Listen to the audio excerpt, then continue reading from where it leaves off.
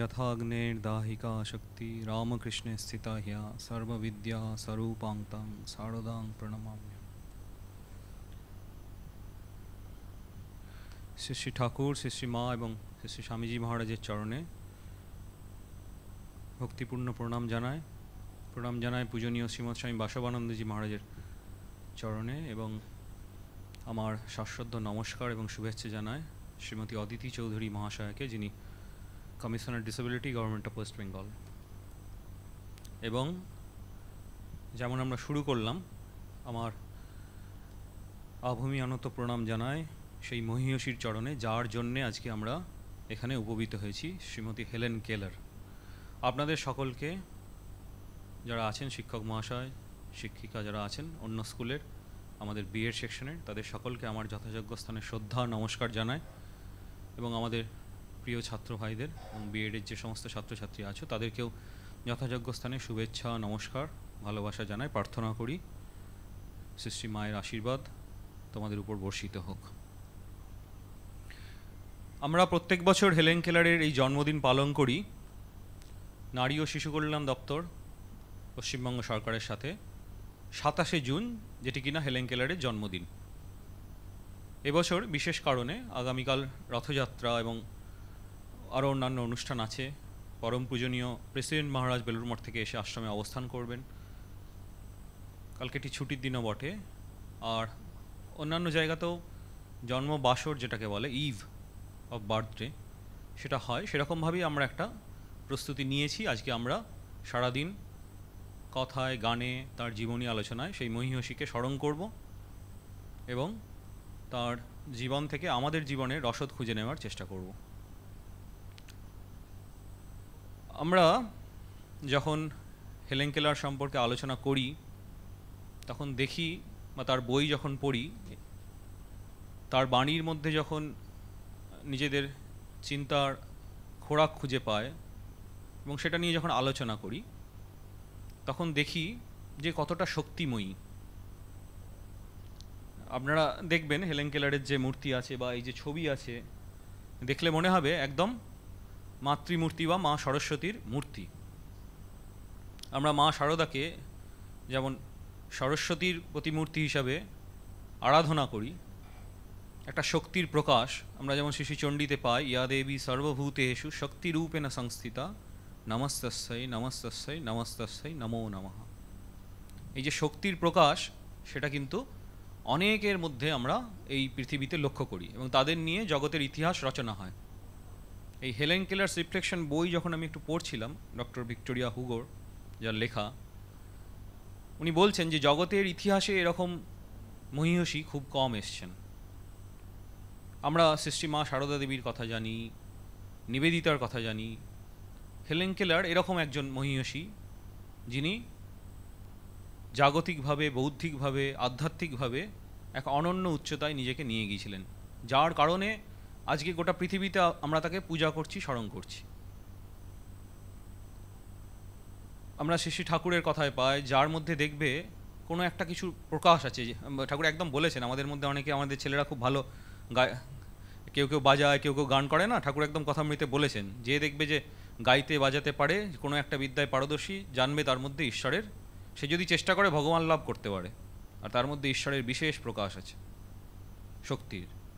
সেই শক্তিই তো জগৎকে চালাচ্ছেন, ইউনিভার্সকে। সেই শক্তি তো জগৎকে চালাচ্ছেন। সেই শক্তির প্রকাশ কিন্তু আমরা অনেকের মধ্যে দেখি। যখনই সেই শক্তির প্রকাশ হয়, আমরা স্বাভাবিকভাবেই তার কাছে নিজেদেরকে নত করি। তার কাছ থেকে রসদ খুঁজে পাওয়ার জন্য আমাদেরকে কেউ বলে দেয় না, সমগ্র জগৎ তার কাছে আনত হয়। এরকম একটা জীবনী হচ্ছে হেলেন কেলারের। এই হেলেন কেলার্স রিফ্লেকশনের বইটা আমরা মাঝে মাঝে যদি পড়তে পারি বা ছেলেদের কাছে আলোচনা করতে পারি, খুব উৎসাহ পাওয়া যাবে, অনুপ্রেরণা পাওয়া যাবে। একটা সংগ্রামের জীবন। স্বামীজি বলছেন না, একটা চিঠিতে লিখছেন যে সংগ্রামী জীবন। স্বামীজিকে সারা জীবন সংগ্রাম করতে হয়েছে। এত বড় বাড়ির ছেলে, কিন্তু দৈবক্রমে একেবারে নিঃসহায় জীবন যাপন করতে হয়েছে। কিচ্ছু নেই, খেতে পারছেন না, ঘুরছেন, অথচ কত বড় বাড়ির ছেলে কলকাতার। সেই স্বামীজির জীবন আমরা জানি কী কারণে হয়েছে। সেখান থেকে কিভাবে তার জীবনের ভাঙা গড়া সেগুলো আমরা দেখেছি একটা ইতিহাস তৈরি হয়েছে ভারতীয় আধ্যাত্মিক সাধনার এবং ভারতীয় নবজাগরণের, তেমনি সেখানে পরতে পরতে সংগ্রামের ছবি আমরা দেখতে পাই, স্ট্রাগল। সেই স্ট্রাগলকে জয় করাটাই জীবন, স্বামীজি বলছেন সংগ্রামী জীবন। সংগ্রাম এর একটা জীবন, সেই তার একটা ইতিহাস হচ্ছে এই হেলেন কেলারের জীবন। বলি না, সাগা অফ স্ট্রাগল। এইখানে আমরা হেলেন কেলারের যে বাণীগুলো আছে এত অদ্ভুত, আমরা কালকে সার্চ করছিলাম, দেখছিলাম যে মায়ের কথার সঙ্গে কিছু কিছু মিলে যাচ্ছে। স্বামীজি বলছেন education is the manifestation of the perfection already in man. যা মানুষের মধ্যে আছে পূর্ণতা অলরেডি ইন ম্যান, সেটার পারফেকশন আনভেইল, মানে পর্দাটাকে খোলা হচ্ছে আস্তে আস্তে।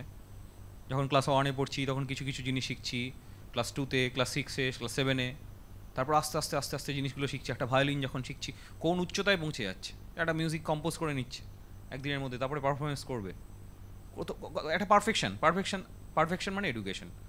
আবার যখন দেখছি এনার কথা, তখন highest result of education is tolerance. মা বলেছেন সহ্যের সমান গুণ নেই। ঠাকুর বলছেন না, যে সয় সে রয়, যে নাশ হয় সে নাশ হয়, নাশ হয় নাশ হয়, কাব্যের মতো করে করে করে বলছেন।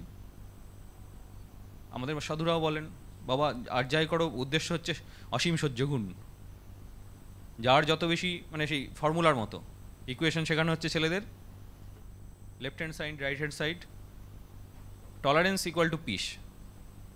এবং এই যে যত কিছু পড়ানো হচ্ছে এডুকেশনের, মাইন্ডকে ট্রেন্ড করা হচ্ছে কীভাবে তোমরা নিজের পায়ে দাঁড়াতে পারো। স্বামীজি একটা জায়গায় বলছেন, we want that education by which character is form, strength of mind is increased and by which one can stand on one's own fit.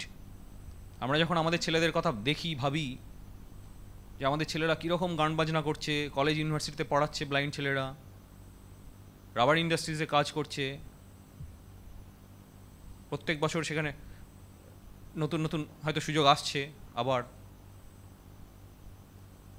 তো এইগুলো একটা বিরাট ব্যাপার, মানে এই কত সংগ্রামের মধ্যে জয় করতে হয়। তো সেখানে আমি এই বই একটা জায়গা দেখছিলাম যে হেলেন কেলার বলছেন, আমার জন্ম 1880 সালে ওই 27শে জুন বটে, কিন্তু আমার এটা ফিজিক্যাল বডি, এই যে হেলেন কেলারের যে একটা রক্তবংশের শরীর, কিন্তু ওনার কাছে প্রথম হচ্ছে ওই 7 বছর বয়সে যখন অ্যানি সুলেভান প্রথম যেদিন এলেন, ওই 3 মার্চ 1887, এটাকে উনি বলতেন যে এটাই আমার প্রথম জন্মদিন।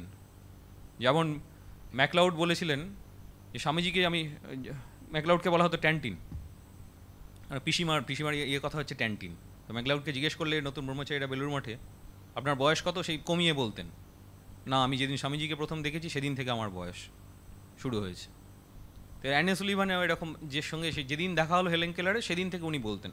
আর তারপরেও বলতেন যে আর 1 মাস পরে প্রথম 7ই এপ্রিল যেদিন ওনার ওই অ্যাওকেনটা হয়েছিল, কিছুই তো বুঝতে পারছেন না, যে তার কাছে যাচ্ছে তাকেই উনি মারছেন, করছেন, একটি বাচ্চা যে সাইটলেস অ্যান্ড সাউন্ডলেস দুটোই হয়ে গেছে সেখানে, মানে এটা খুব কঠিন, সাইডলেস এবং সাউন্ডলেস হয়ে গেছেন। সেখান থেকে উনি পারসেপশন করছেন কীভাবে একটা, তারপরে করে করে কত কিছু করলেন। এই অ্যানি সুলিভান ছিলেন হচ্ছে আমাদের বস্টনে যে Perkins institution for the blind আছে তার টিচার, যেখানে পূজনীয় লোকেশ্বরানন্দজি মহারাজ আমাদের যখন গোটা দেশে যখন ইন্ডিয়াতে ট্রেনিং ইনস্টিটিউট ছিল না, তখন চন্দনদা যে আমাদের এখন অঙ্কের ক্লাস নেন, আরও কয়েকজনকে পাঠিয়েছিলেন, তারা ওইখানে পার্কিন্স ইনস্টিটিউশন ফর দ্য ব্লাইন্ডে শিখে এসে এইখানে ব্লাইন্ড বাজ একাডেমিতে পড়াবে। তো অ্যানি সুলিভান ওইখানকার টিচার ছিলেন। তারপরে ওনার বাবার সঙ্গে দেখা হলো হেলেন কেলারের সাথে। হেলেন আবার ওখানে পড়লেন আমাদের অ্যালাবামাতে, ওখানে পড়ার পরে আবার র্যাডক্লিফ কলেজে বস্টনে পড়েছিলেন। এই র্যাডক্লিফ কলেজে যখন হেলেন পড়ছেন, তখন তিনি সবাইকে আকর্ষিত করছেন। তার যে ব্যক্তিত্ব, কত লিখেছেন, আমি বই দেখছিলাম, 9টার উপরে ভলিউম লিখেছেন, কত বই লিখেছেন, কত দেশে দেশে লেকচার দিয়ে বেরিয়েছেন। আজকে আমাদের এখানে ক্যালকাটা ব্লাইন্ড স্কুলের ছেলেমেয়েরা আছে, তোমরা জানো তো হেলেন কেলার এসেছিলেন তোমাদের স্কুলে, এই 125 বছর হলো তোমাদের স্কুলের, আমাদের পূজনীয় সবলকানন্দজি মহারাজ গিয়েছিলেন ওই দিনে। তখন ওই একটা দেখলাম, যখন ওটা হচ্ছে তখন আনন্দবাজারে একটা বেরোলো শিশিরদার একটা লেখা, হেলেন কেলার যে গেছেন, এসছেন কলকাতায়, ক্যালকাটা ব্লাইন্ড স্কুলে গেছেন, তাদের সেইখানকার ছেলে মেয়েদের সঙ্গে মিশছেন, অসাধারণ।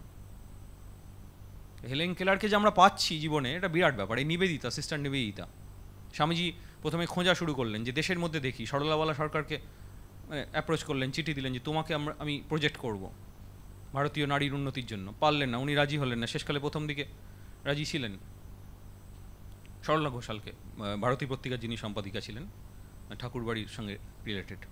তারপরে উনি আয়ারল্যান্ডে গিয়ে নিবেদিতার সঙ্গে দেখা হলো সেই 1895 নভেম্বরে। নিবেদিতাকে নিয়ে এলেন। নিবেদিতা মানে তো একেবারেই নাম একেবারে সার্থক, জন্মেছেন ওখানে কিন্তু নিবেদন করেছেন নিজেকে। স্পিরিচুয়ালি এত আপলিফটেড এরা, নিবেদিতা, হেলেন কেলার, ওদের সামনে গেলেই নিজেদেরকে নত হয়ে যেতে হয়। এবং শিক্ষার সম্বন্ধে কি বলেছেন, highest result of education is tolerance. এইভাবে যখন আমরা পড়ছিলাম আমি দেখেছি, মানে আরও যখন স্বামীজির বাণীও যখন পড়ছি দেখছি সব মিলে যাচ্ছে ওনার মধ্যে। এই যে স্বামীজি বললেন না, এসে একটা নতুন একটা গসপেল, স্বামীজির গসপেলকে বলা হয় নিউ গসপেল অফ রিলিজিয়ান। সব ভেঙে চুড়ে দিলেন আগেকার মতো। সব ধর্মের মানুষ একসাথে বসে পড়ছে, ইয়ে করছে। ঘণ্টা নাড়াটা কোনো ধর্ম নয়, প্রকৃত ধর্ম নয়। স্বামীজি বলছেন যে যার 33 কোটি দেবতার উপরে বিশ্বাস আছে অথচ নিজের উপরে বিশ্বাস নেই, সেই নাস্তিক। নিজের উপরে বিশ্বাস, এই যে আত্মবিশ্বাসের যে কাহিনী, এইগুলো হচ্ছে হেলেন কেলারের জীবনী।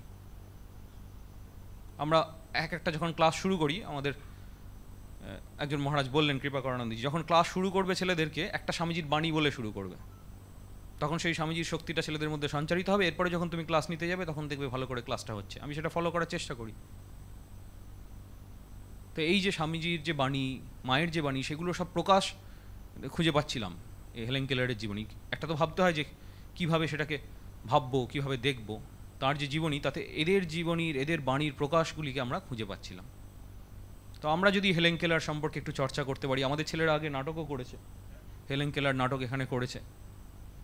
যত এদের জীবনী সম্পর্কে আলোচনা করা যাবে, কল্পনা করা যায় না, অতুলনীয় জীবন। উই কান্ট ইমাজিন একটা সাউন্ডলেস, সাইটলেস হয়ে কীভাবে তিনি সবাইকে পড়ালেন, গোটা পৃথিবীতে লেকচার দিয়ে বেড়ালেন। আমি মাঝে মাঝে মজা করে কিছুকে বলি, কী হবি? বলে আমি বিবিএর গানের টিচার হব, আমি প্রফেসর হব।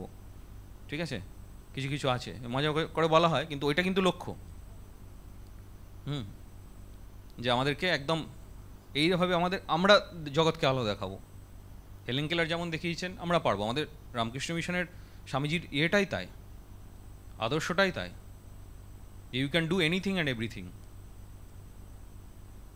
এইটা আমরা হেলেন কেলারের জীবনে খুঁজে পাই এবং স্বামীজির বাণীতেও আমরা সেই রকম দেখি। স্বামীজি একটা জায়গায় বলছেন, জগতে এতদিন থেকে এই মনে হলো যদি কারুর জীবনে একটু আনন্দ দেওয়া যায় সেটাই সত্যি। If in this hell of a world one can bring a little joy and peace even for a day into the heart of a single person, that much alone is true. This I have learnt after suffering all my life. All else is mere moonshine. এইটা এই জগতের মানুষকে, জগৎকে আলো দেখাবে কে? এটাও স্বামীজি এক জায়গায় বলেছেন। তারাই জগৎকে আলো দেখাবে যাদের জীবন প্রেমদীপ্ত এবং স্বার্থশূন্য। হেলেন কেলারের জীবন এরকম একটি প্রেমদীপ্ত জীবন, স্বার্থশূন্য জীবন। নিজে অপার সংগ্রাম করে নিজেকে বিলিয়ে দিয়েছেন জগতের জন্য। আমরা আবার হেলেন কেলারের চরণে ভূয় প্রণাম নিবেদন করি। এখানে যারা পূজনীয় সন্ন্যাসী মহারাজ আছেন, যারা বিশিষ্ট অতিথি আছেন, তাদের চরণে আমি আমার যথাযথ শ্রদ্ধা, নমস্কার, প্রণাম নিবেদন করে সবাইকে আবার স্বাগত জানিয়ে শেষ করছি।